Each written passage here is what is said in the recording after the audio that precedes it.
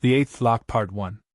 Jude Calloway never believed in doors that did not belong, but the cypress slab inside St. Roch Tunnel No. 3 waited for him like a secret that had been breathing for a century. It was October 30th, 2025, 2:17 in the morning, and the tunnels beneath New Orleans held their usual mix of rot, rust, and dripping echoes. His flashlight sliced through black water that reached his knees, turning every ripple into a trembling blade of silver. The city slept above him, but beneath the streets, the drowned side of New Orleans was already awake. He was a sewer technician for the Orleans Parish Drainage Authority, nothing more glamorous than a man with a wrench, a radio, and rubber boots that leaked. Yet the radio had whispered his name, soft, unfamiliar, like a stranger praying through static, and that was why he had turned down Tunnel No. 3 at all.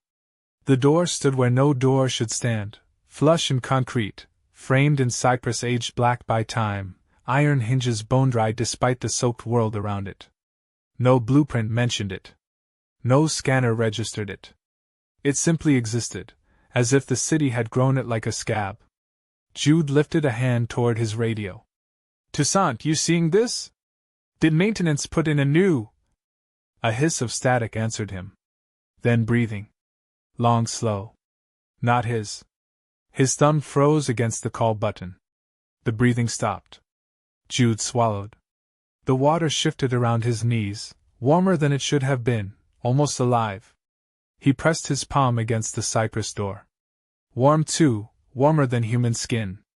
That should have been enough to make him leave, to call it in, climb the ladder, return to air that wasn't steeped in ghosts and mildew. Instead, he pushed. The door opened without sound. Inside lay a chapel drowned in candlelight. Pew rows stood in perfect order, though the floor flooded ankle-deep. The candles burned under the water, their flames hissing and flickering, refusing to die.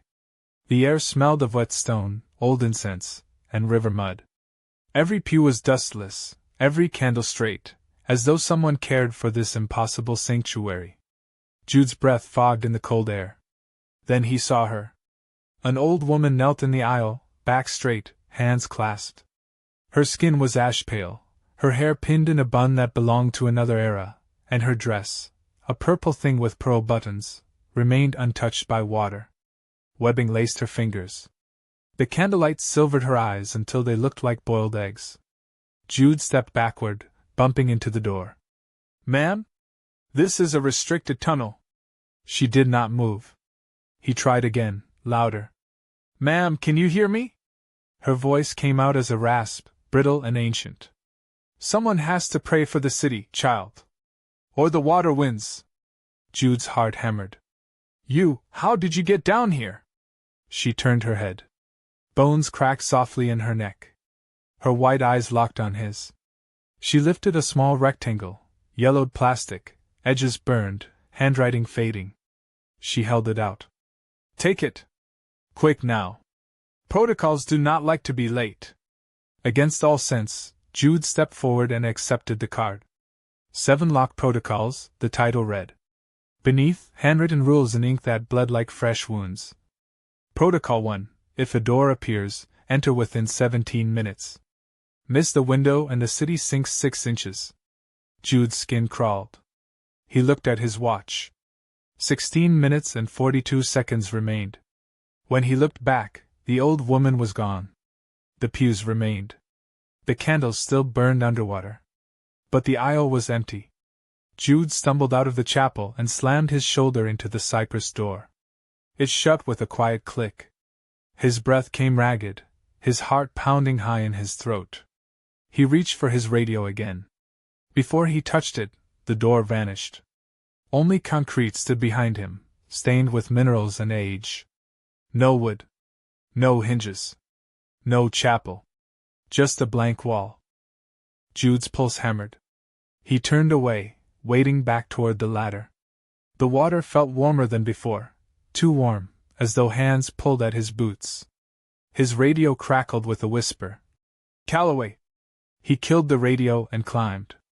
Outside, the night was humid, but breathable. The street lamps along St. Roch flickered with a greenish tint, like swamp water. Jude leaned against his truck and stared at the tunnel entrance until the sky brightened with pale dawn. When his shift ended, he drove to Basin Street Station, where Mr. Toussaint waited with 2 mugs and a bottle of Sazerac. The old man poured whiskey into a chipped mug that read "World's Okayest Dad." His eyes were tired and wet, like a man who'd survived 100 storms and was waiting for the next. "You saw something," Toussaint said. Jude laughed without humor. "A door that shouldn't exist. A chapel. An old woman underwater." Toussaint didn't blink. "Did she give you something?" Jude slid the yellowed card across the counter. Toussaint read it. Brown nodded. 17 minutes. Always 17. Door's not a door, Calloway. It's an agreement. The city gives warning before it drowns. Jude stared. "What city?" Toussaint poured himself another drink. "There are 3 New Orleanses, son. The Living City, bourbon and brass bands and tourists too drunk to walk. The Sunken City, memories and prayer women. And the Drowned Tomorrow, future New Orleans, already underwater, hungry to pull us down." Jude's brain clawed for logic. "I'm just a technician. I fix pumps." Toussaint shook his head. "Your Grandma Delphine prayed for 40 years. She held the gates. You've got the blood." Jude felt the world tilt. "My grandma was a schoolteacher. She was more. A prayer woman. Line 2, after Marie Laveau. The city kept her secret. When she died, the water rose an inch. That's not weather, Calloway. That's warning." Thunder rolled outside, low and wet. Toussaint pushed the card back. "There are 7 gates. 7 prayer women. When 1 dies, the gate weakens. When 2 die, the door appears. When 3 die, the Drowned Tomorrow starts punching holes." Jude rubbed his face. "This is insane." Toussaint leaned forward, voice grave. "The city asked for you last night. The door opened for you. Missing prayer woman means missing bloodline. That's why you're here." Jude slid off the stool. "No. I'm going home. I'm calling HR. I'm—" His phone buzzed. Unknown number. A text. "Delphine is proud of you." Jude's blood ran cold. His grandmother had been dead 2 years. He slowly raised his eyes to Toussaint. The old man did not look surprised. "Welcome to the job, kid. The city's been waiting." Jude's hands shook. "What am I supposed to do?" Toussaint pushed a brass rosary chain across the counter. Heavy. Cold. The metal smelled faintly of river and rust. "Keep this with you. Brass remembers. Iron forgets. And if warm water touches your skin, run." Outside, rain began to fall, but the drops were purple where they hit the pavement, hissing into steam.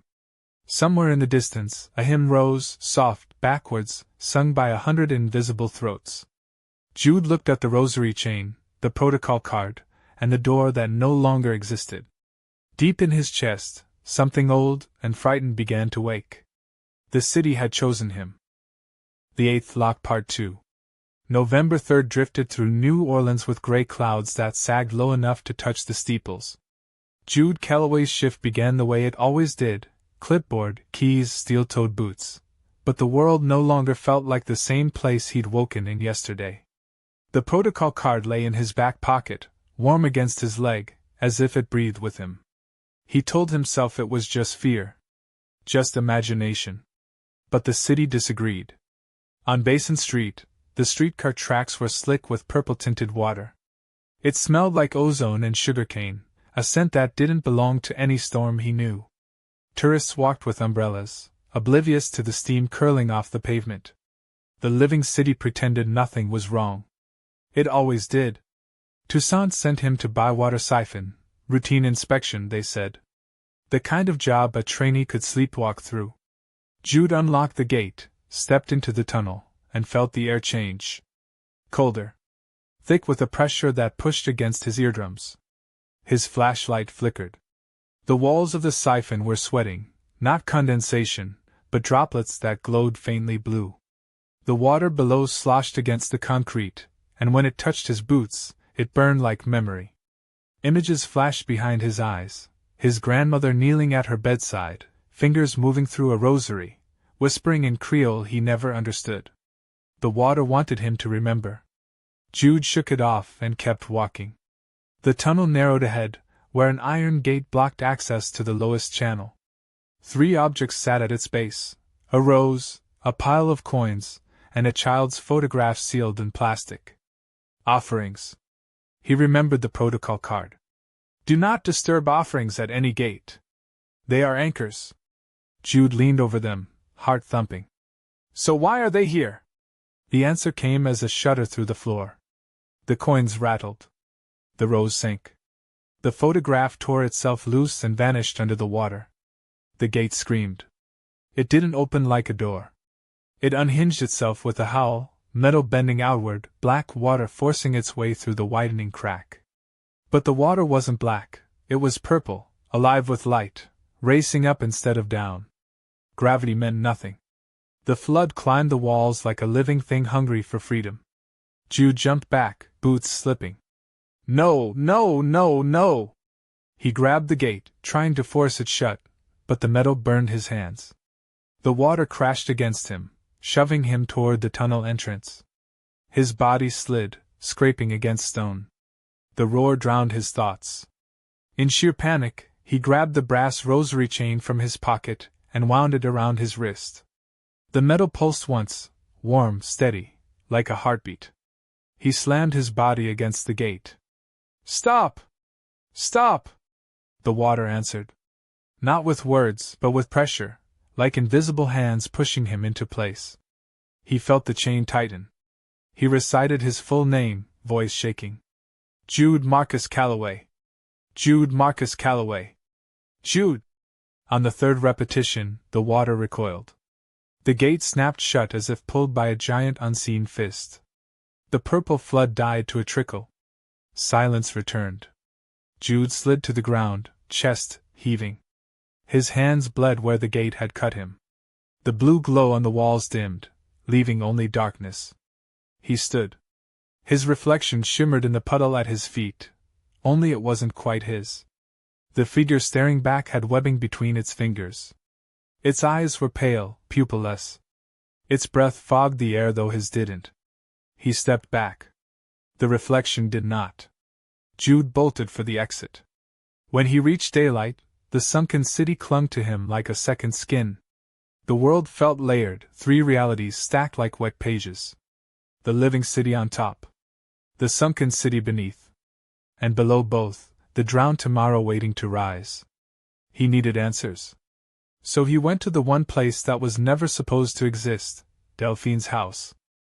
It sat in Treme, the shotgun house with green shutters and the porch swing that always creaked in storms.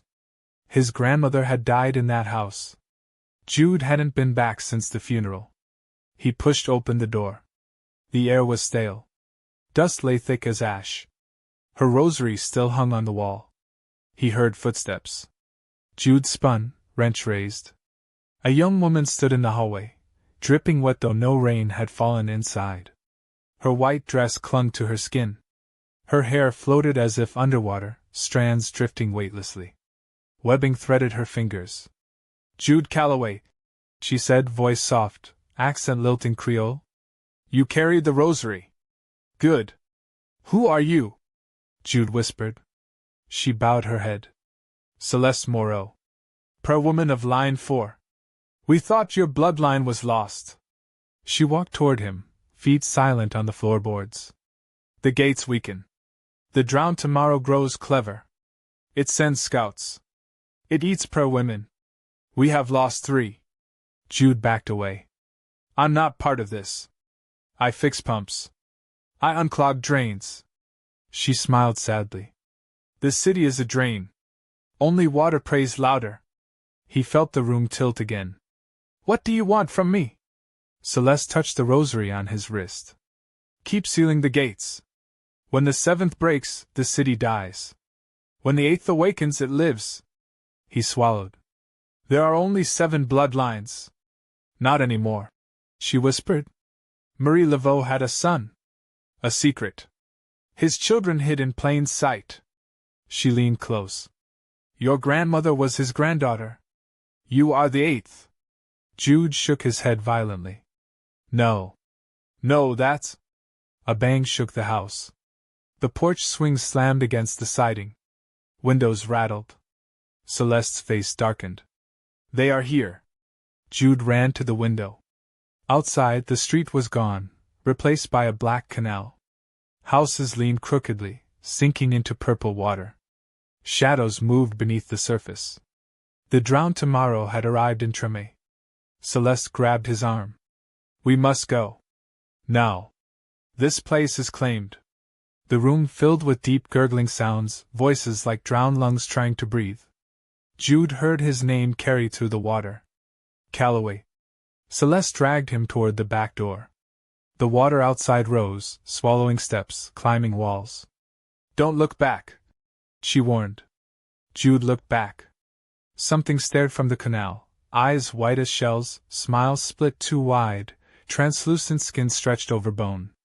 It wore remnants of a sewer uniform. Remy Calloway. His cousin? The one who'd quit 3 months ago. Only Remy wasn't breathing. He wasn't alive. He raised a hand, skin rippling like liquid glass, and beckoned. Come home, Jude. The door slammed shut. Celeste shoved him through a side alley. They ran. Behind them, the water hunted. The city had begun to choose its survivors, and its sacrifices. The 8th Lock Part 3. November 8th tasted like metal and rain. Between midnight and dawn the city felt hollow, as if someone had scooped out its insides and left only the echo of what a city should be. Jude Calloway hadn't slept since the thing wearing Remy's face crawled out of the canal and whispered his name. He'd spent the night in his truck, rosary chain wrapped tight around his fist, jumping at every ripple in a puddle. Toussaint found him at sunrise. You look like hell, the old man said, climbing into the passenger seat with 2 coffees and a folder thick enough to choke a copier. Drink. We got work. Jude didn't take the coffee. Remy's dead. Toussaint stared ahead. Rain pattered on the windshield. 3 months now. He spoke to me. Well, Toussaint said quietly, that makes it complicated. They rode in silence through Faubourg Marigny, where the real and unreal overlapped like wet paint. Street lamps flickered in purple halos. Potholes steamed. Somewhere far off, a horn played jazz backward, notes rising instead of falling. Finally Toussaint opened the folder. Inside were photographs, streets underwater, cars half melted into pavement, a superdome floating like a rusted island. But every picture had the same timestamp, from 2 weeks in the future. The drowned tomorrow, Toussaint said. Sometimes it leaks photographs. Sometimes people. Once, it sent back an entire Mardi Gras parade. We had to burn the floats. Jude's stomach clenched. Why me? You're Delphine's blood. You're the 8th line. Marie Laveau had a son nobody talks about. His children could close gates without dying. Toussaint handed over a brass key the size of Jude's palm. We need that tonight. Jude stared at the key. Where are we going? Back to Basin Street. There's a gate under the old cemetery. Been quiet for 20 years. Too quiet. Jude felt the rosary chain pulse on his wrist. They reached St. Louis Cemetery No. 1 as daylight leaked into the horizon. Mausoleums hunched like old teeth. Mist curled between them. The entrance gate groaned when Toussaint pushed it open. Stay close, he said. The sunken city's thin here. They moved between tombs until they reached a stone vault half swallowed by the ground. Iron bars blocked the entrance, but the key fit perfectly. The gate opened with a sigh. Steps led down into darkness. Jude followed Toussaint into a chamber lined with candles that burned blue. The air tasted of salt and old confessions. At the center of the room stood a door, cypress, swollen with centuries, pulsing faintly like a sleeping heart. Don't open it, Toussaint warned. We wait. For what? For who? Jude didn't have to wait long. Footsteps slid across the floor. A figure stepped into the candlelight, tall, dripping, skin pale as drowned bone. His eyes were all white, no pupil. Webbing stitched his fingers. Jude flinched. Toussaint. No, Toussaint murmured. That's Isaiah Moreau. Jude recognized the name. The previous mediator. The man who tried to hold all 7 gates alone. Isaiah? Jude whispered. The drowned man's mouth opened, water spilling out in a steady stream until the puddle at his feet rose to his shins. Words carved themselves across the stone floor in glowing script, letters forming from liquid. Time is not right. 1 hour here is 20 minutes above. The hunger learns. Then Isaiah spoke, voice hollow as the inside of a grave. 7 isn't enough. Jude backed up, chest tight. Enough for what? Isaiah lifted a shaking hand toward the cypress door. The drowned tomorrow has found new weak gates. Every night more. The door throbbed. Every candle flickered violently. Isaiah's voice dropped to a whisper. They will come through this one, too. You must close it. How? Jude demanded. The rosary can't stop all of them. Isaiah looked at Jude, really looked, eyes full of centuries of ache. You are the 8th lock. The one who does not die when he drowns. The chamber trembled. The cypress door began to split down the middle, thin cracks like veins glowing purple. Water hissed from the seams. Isaiah pressed the carved stone into Jude's palm, a small tablet etched with symbols older than French. Say the name you do not know. The name you were given before birth. Jude's pulse thundered. What name? Delphine knew, Isaiah rasped. She hid it from everyone. Even herself. The door shattered. Purple water exploded into the chamber, rising fast. Shapes swam inside it, faces, hands, teeth. The hunger howled. Toussaint shoved Jude backward. Use the chain! Use it!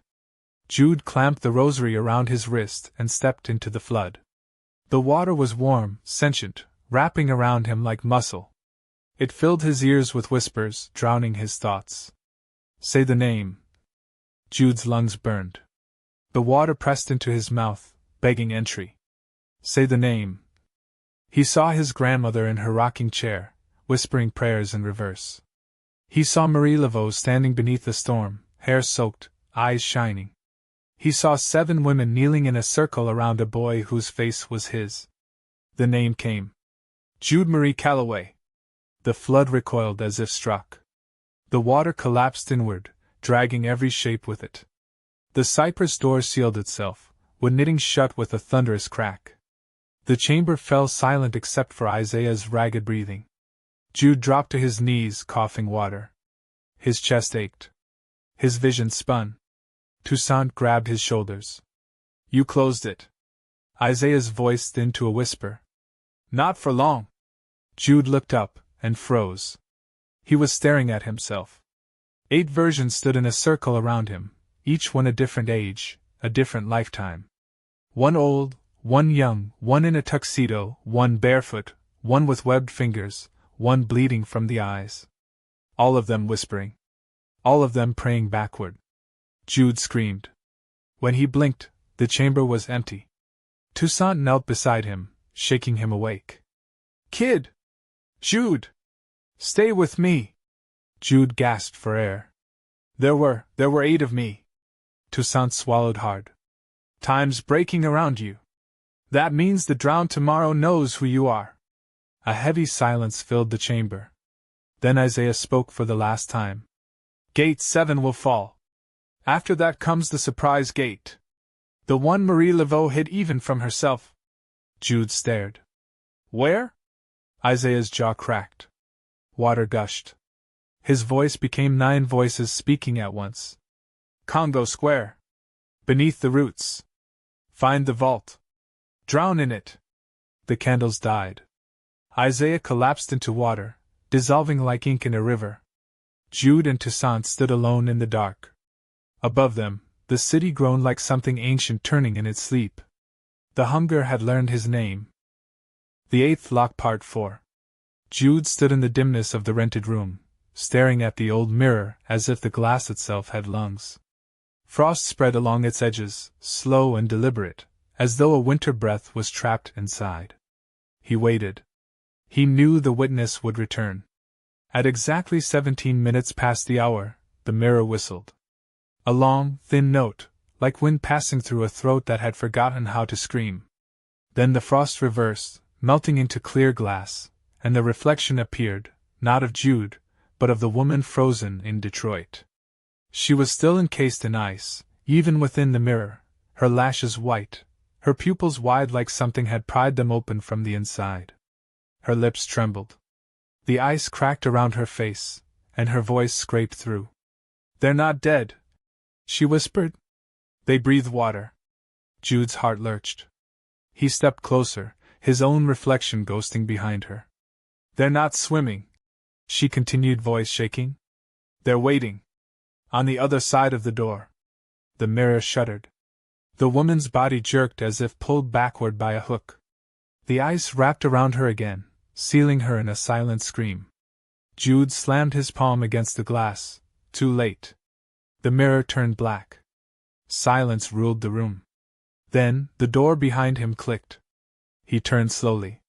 The same cypress door, the same burned edges. It hadn't been there when he entered the room. It never was. It always arrived on time, 17 minutes past the hour, like a promise or a threat. He approached with the resignation of a man who no longer believes in coincidence. When he grasped the handle, it was warm. The door opened into an alley in New Orleans, though Jude had not left Detroit. The air smelled of copper and rain. The streetlights flickered like dying heartbeat monitors. Water flowed along the asphalt in a purple sheen, glowing faintly as if lit from the riverbed. 3 figures stood at the mouth of the alley. Webbed hands. Milk-white eyes. Their backs turned to him, heads tilted toward the sky, listening to something he could not hear. Drops of water clung to them like pearls. Jude took a step. All 3 turned at once. Their necks stretched too far. Their mouths opened too wide. Their voices were one voice, layered and distorted. Door opens. Door remembers. Door learns. Jude stumbled backward into the rented room, slamming the cypress door shut. The wood shook beneath his hands, as if something on the outside pressed against it. From behind the door, the hymn rose, not sung but gurgled. He recognized the cadence. The same backwards prayer the drowned homeless man had whispered. The same rhythm as the screeching girl on the frozen sidewalk. The same melody as the children who screamed with webbed fingers and purple skins. It was a roll call. A counting of those who had already crossed. Jude backed away from the door, breath ragged. He knew what came next. The door would disappear. The room would go silent. The mirror would stay empty. But it didn't. Instead, the mirror lit from within, glowing like a lantern. The frozen woman reappeared, eyes wide, lips blue. "You have to close the gates," she rasped. "All 8. Or the water won't stop." Jude froze. 8? Her head jerked upward as if someone submerged her. A layer of ice swept over her face. Her eyes rolled back. And before the frost sealed her mouth, she whispered, "You're one of them." The mirror shattered. The light went out. Jude stood alone with the darkness, the broken door, and the water seeping slowly through the floorboards, purple, glowing, and alive. The 8th Lock Part 5. The merged city was quieter than any dawn Jude had ever known.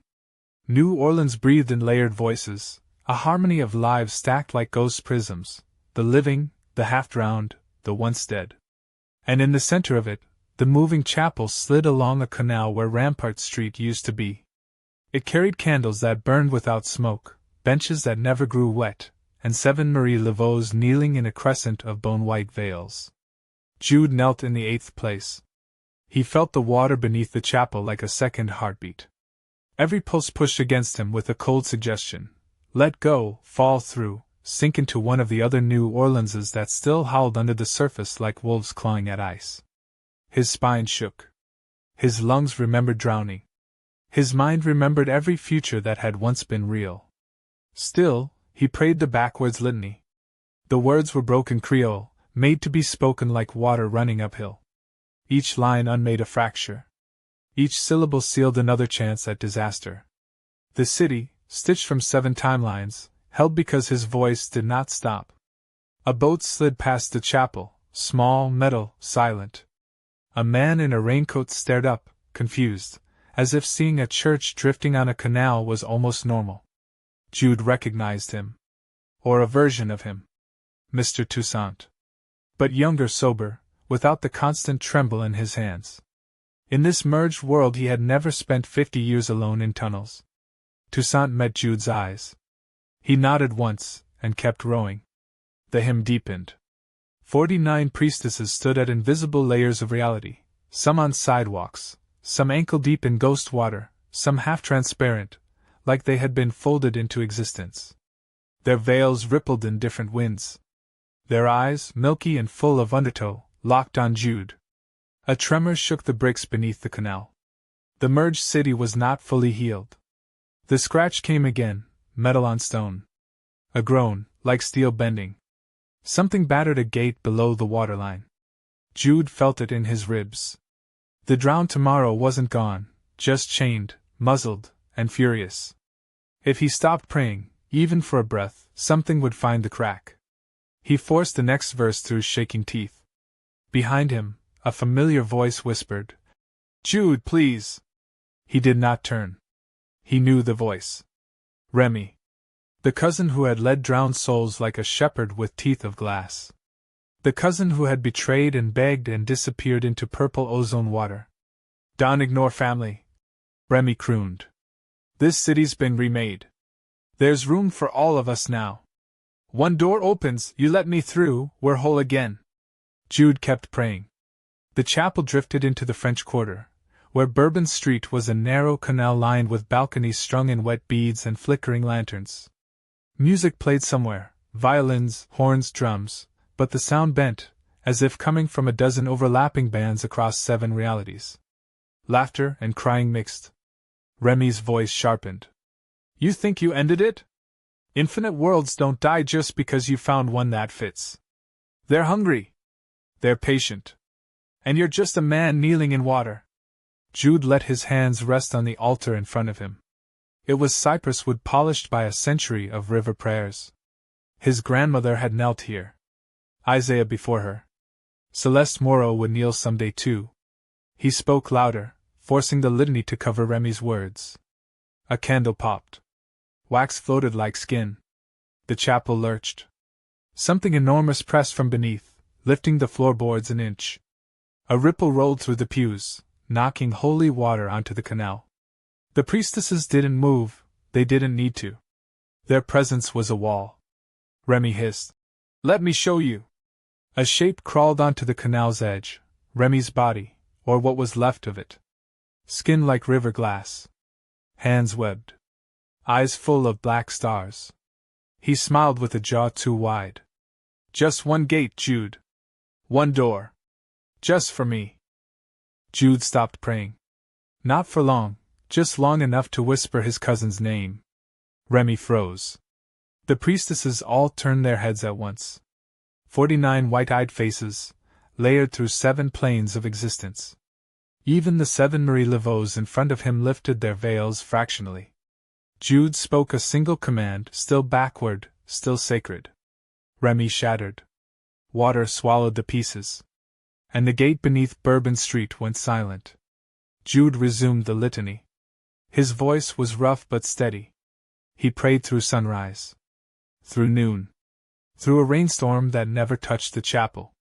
Through nightfall, where the merged city glowed with gaslight and neon and candlefire together. Hours later, a soft hand touched his shoulder. He looked up. Delphine, his grandmother, alive in this version, stood beside him. Not translucent. Not drowned. Not sunken. Just old and tired and smiling.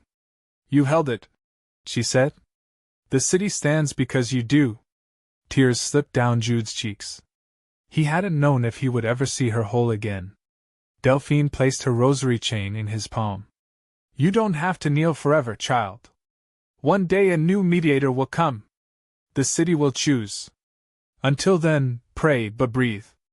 Jude nodded, but he didn't rise. His legs were part of the chapel now. His blood was part of the lock.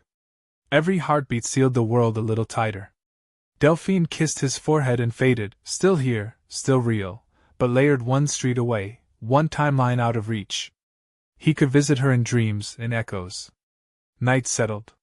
The air tasted of cypress and chlorine and saxophone smoke. Boats drifted past, some piloted by the living, some by ghosts, and no one questioned why a chapel floated beside them. In the far distance, thunder rolled. Not from the sky. From the depths.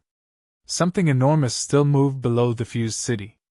Infinite drowned New Orleanses, stacked like falling dominoes, pressed against the eighth lock. They would never stop trying. They would never forget what it felt like to swallow the world.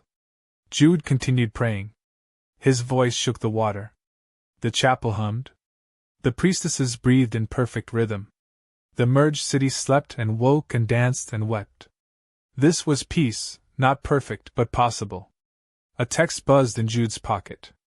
He didn't stop praying as he slid the phone free. The screen glowed. Sunday dinner. Red beans. Your father. His heart twisted. His father had died 10 years ago. Buried in St. Louis Cemetery No. 1. Now he was alive in this merged world, one timeline's father stitched into another's. Jude could see him. Touch him. Eat slow-cooked beans at a kitchen table with mismatched chairs and a radio tuned to Saints football. But not tonight. Not while the drowned cities still clawed. Jude placed the phone beside a candle. Flames reflected off the cracked screen, doubling and tripling like his reflection once had in the flood. Now he saw only one version of himself, tired, changed, but whole. He whispered the next line of the litany. The water listened. Far below, something screamed and retreated. For now. Jude closed his eyes, feeling the city breathe. Canals where asphalt had been. Streetcars gliding on rails that floated above water. Jazz drifting through broken doors. Dead and living walking side by side, not afraid of each other anymore. His grandmother's rosary warmed in his hand. Hold fast, he murmured. He prayed backward. The eighth lock held. The Yendi, for now.